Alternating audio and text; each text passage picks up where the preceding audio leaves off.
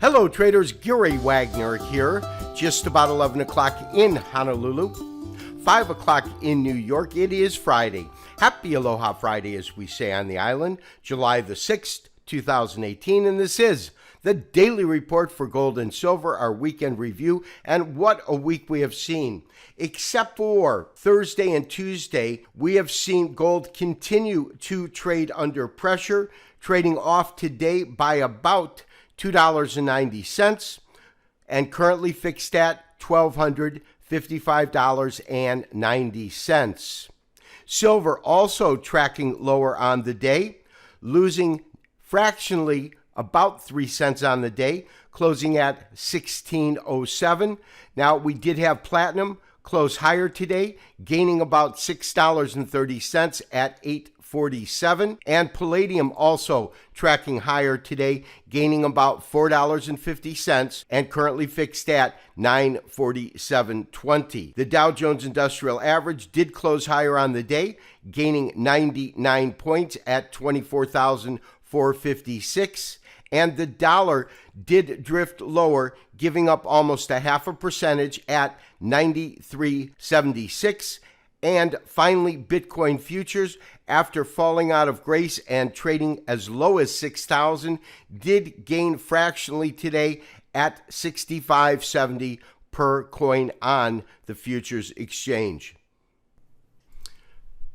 Traders, ever since we have seen the death cross form in gold, that of course is a point in time in which the shorter term 50-day moving average crosses below the 200-day moving average. We have seen an absolute acceleration in terms of price declining.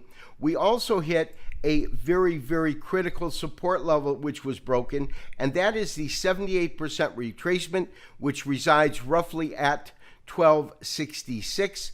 And of course, that retracement is a shorter retracement really from these lows achieved in December up until the highs of this year at 1370. We have two different Fibonacci retracement sequences, one which begins at these lows here, and the other one which begins at the lows that came in July of last year, which occur at around 1205. Now, recent declines have taken us to another fairly critical level. That is this level here, because that matches with the recent lows that came in between December and January. Immediately following hitting that price, and that was this week, we actually witnessed a little uptick. The uptick, of course, came following the 4th of July holiday. This is the 3rd. This, of course, is the 5th. We were closed on July the 4th. And then today resulted in lower pricing, with gold trading off by about $2.90. In terms of trade activity this week, we did enter a short position at 1260.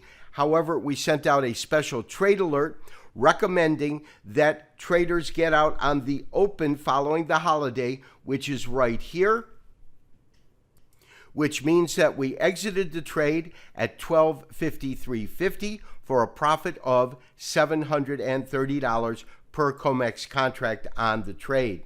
I also mentioned that it would be possible that we would do a swing trade or reverse to the long side, but we have not seen follow-through buying come into the market as of today. So over the weekend, we remain flat with no active trades after pulling profits yesterday.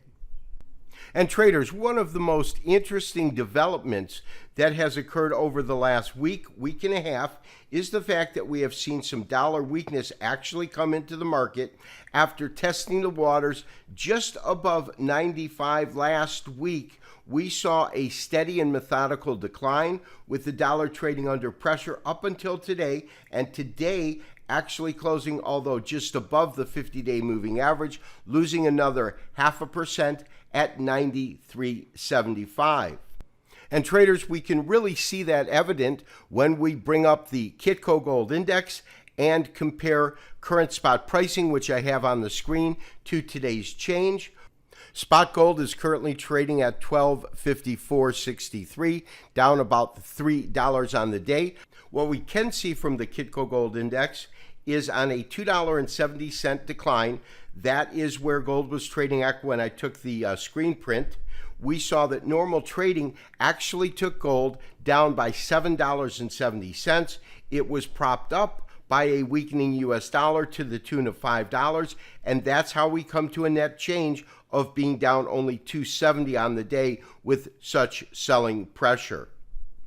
Silver also has been trading under pressure, but what is noteworthy is whereas we saw gold come and actually match the lows achieved back in December and January, equal to the lows that we see right here in silver, silver did not go as low and actually fared better in terms of the sell-off than gold. Nonetheless, it did break below the long-standing support area that came in. Realize that silver has been trading in a narrow and defined range between about $17 on the upside and $16.10 on the downside. We definitely saw a break and still remain with a price point below that former support level.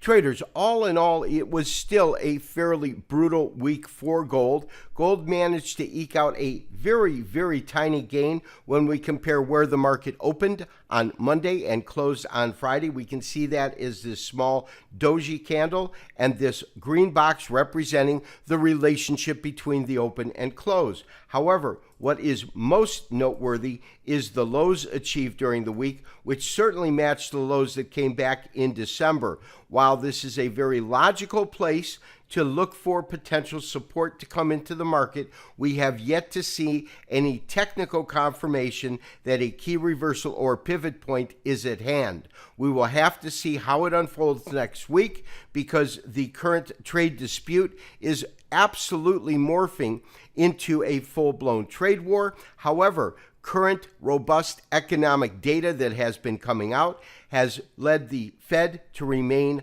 hawkish in terms of its monetary policy, and that has put tremendous pressure on gold pricing.